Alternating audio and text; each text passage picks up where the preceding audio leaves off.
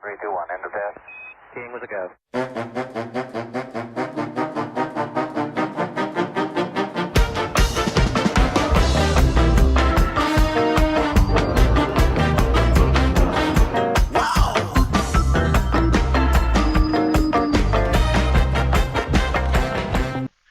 Well, hello there, and welcome to another edition of Warbird Wednesday. My name is Fred Bell. I am the Vice Chairman of the Palm Springs Air Museum, and today we are doing the weekend after Thanksgiving.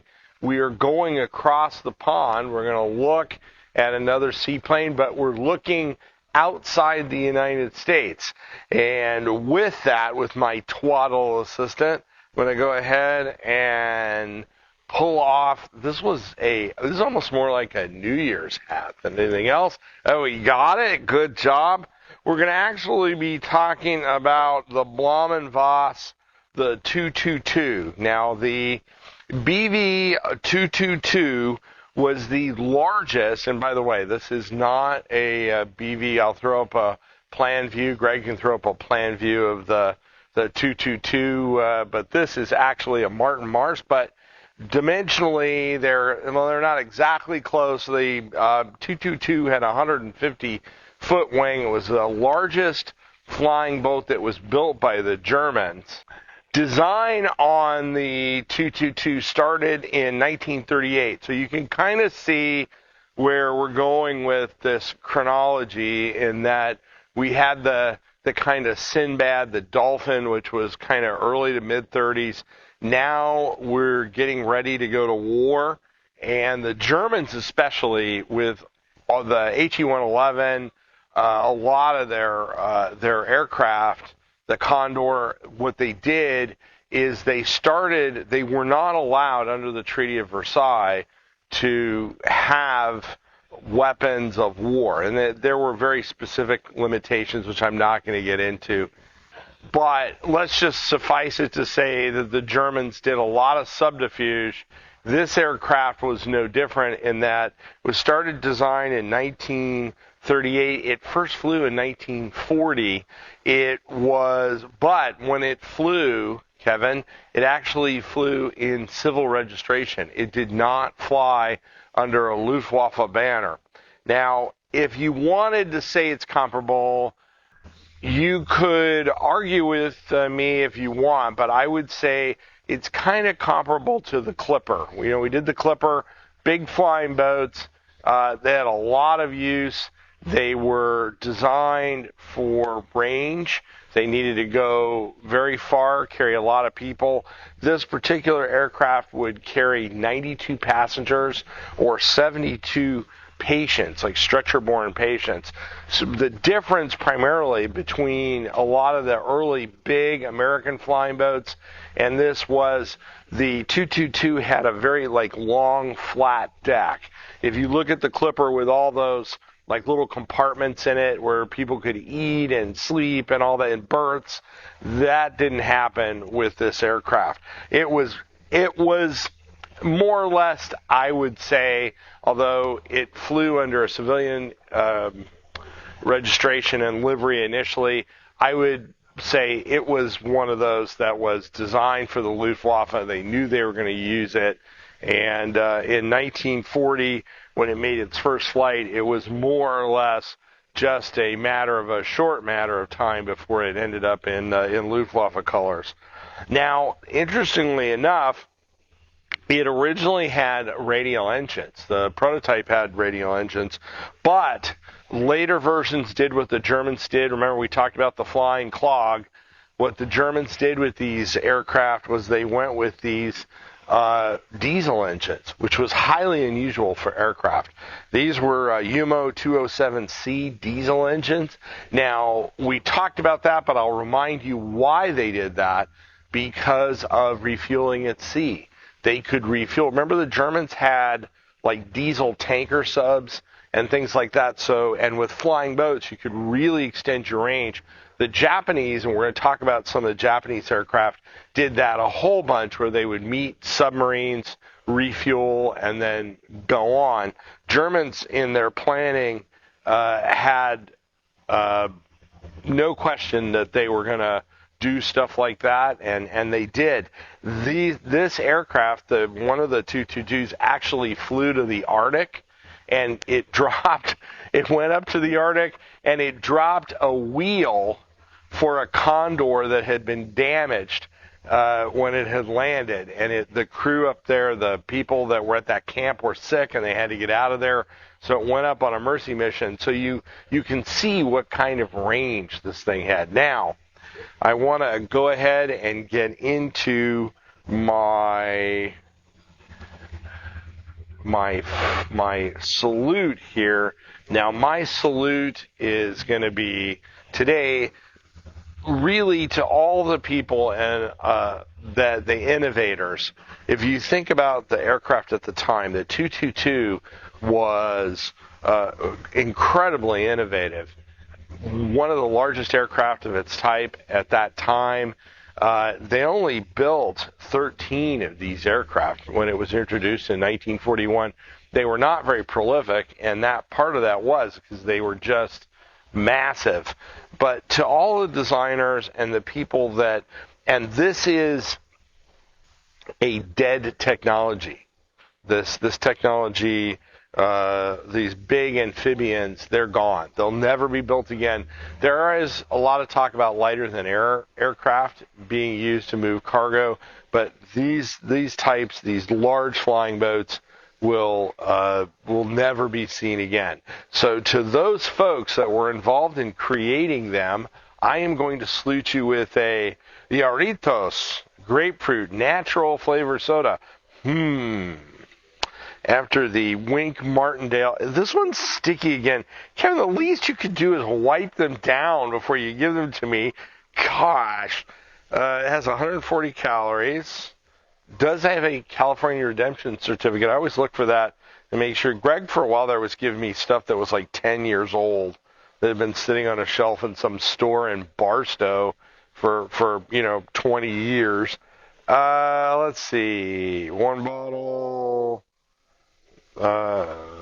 There's 34 grams of added sugar, or 67% of your daily requirement. So I don't know that you'd be knocking these back, bad boys. But if you're a kid, you might. But certainly, someone my age, this is not a beverage of choice. Now, I want to again salute all the folks that were involved in this technology. Some of them are probably still around. They're got to be in their 80s and 90s. But if you were involved in all these flying boats, regardless of the nationality, I salute you.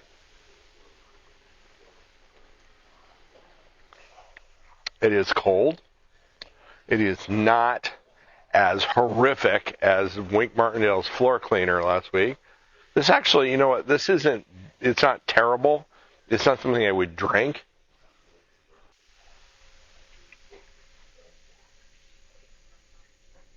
All right, Kevin, I'll give that like a 5 on it. It was kind of a pass. Greg will be upset because I'm not clutching my throat and falling over. So, as I said, the aircraft flew very long ranges and a lot of missions. Its biggest problem was it was so big. Although it did carry defensive armament, well, they were relatively fast. I mean, this one had a top speed of 239 miles an hour. The challenge was they were so big, they were easy pickings for fighters. And they had defensive armament, but, nothing. Even if you go to B-17s or a lot of these others, the only defense you had if you got jumped by fighters was speed. If you were fast enough to outrun them. If you weren't, you were going to get shot down, most likely. So the biggest challenge was they got shot down, and so they had operational losses. They lost quite a few of them. In 1944, they were transferred to KG-200, which was Werner Baumbach. Werner Baumbach, good German name. That was his squadron. Now, what was that squadron? Was all special operations.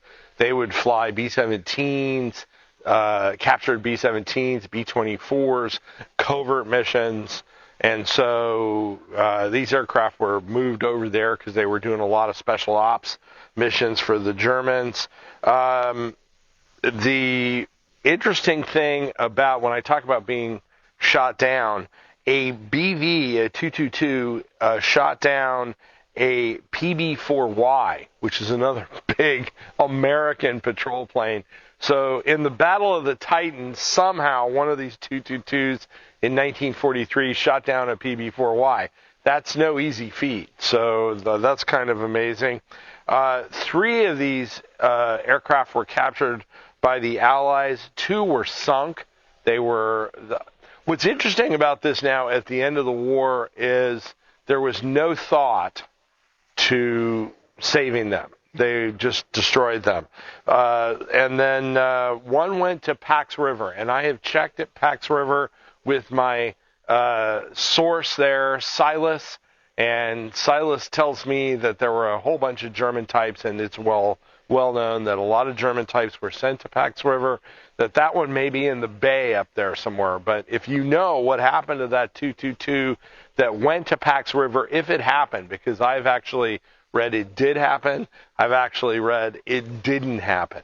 But it was sent there for evaluation for Convair to look at the R3Y, the trade wind.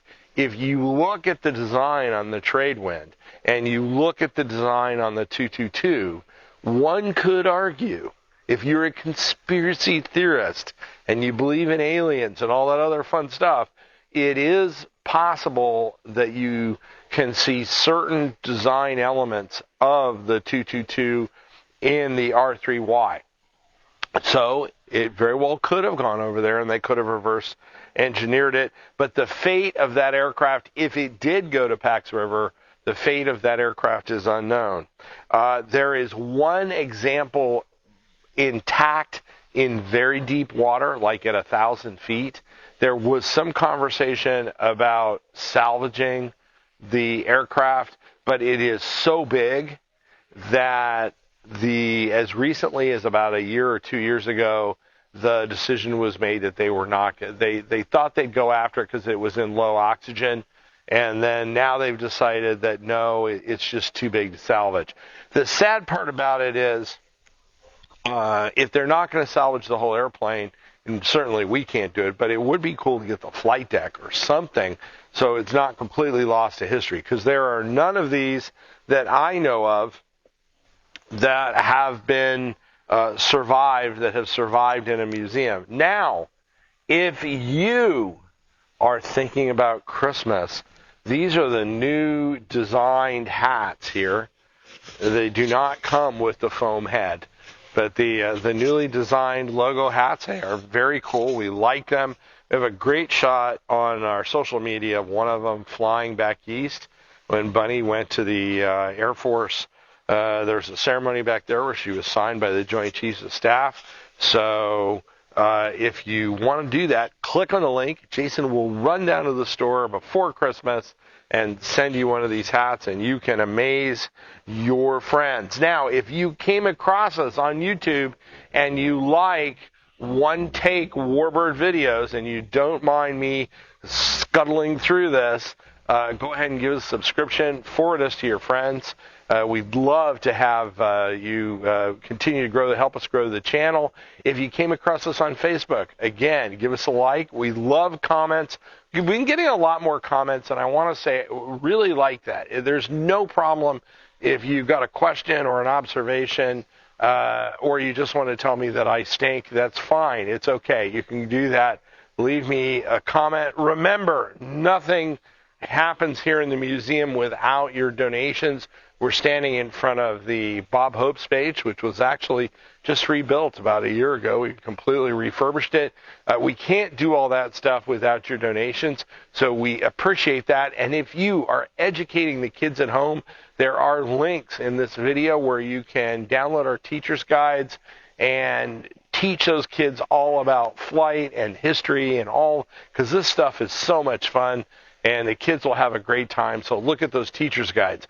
My name is Fred Bell. I am the Vice Chairman of the Palm Springs Air Museum. Thanks so much for joining us. Have a great day. 3, 2, 1, end of test. King was a go.